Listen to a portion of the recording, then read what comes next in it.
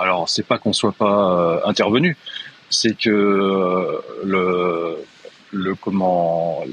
l'urgence n'était pas vitale puisque tous les appels 17 et les témoins sur place ainsi que les collègues ne mentionnaient aucun blessé ni dans les immeubles ni sur les individus sur place, puisque les deux seuls individus blessés ont été transportés tout de suite à l'hôpital et ont été protégés par les effectifs.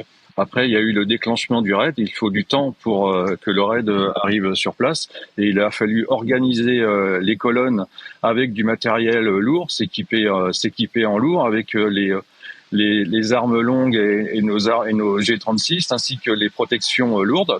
Donc le directeur s'est déplacé sur place, a organisé l'intervention et d'où ce délai. Et la stratégie a été plutôt bonne puisque le bilan en termes de blessés est très léger puisqu'il y a 2 seuls blessés par balle et il n'y a pas de mort. Donc oui, le délai a été long, mais le délai est justifié par la prudence et on s'est adapté à la situation.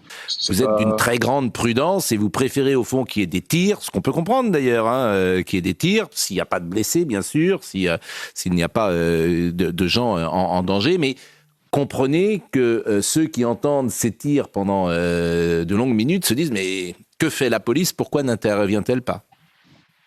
Eh ben pour les raisons que je vous ai données, il n'y avait pas d'urgence vitale engagée, personne n'était à terre, personne n'a signalé quelqu'un avec une intervention de secours urgente.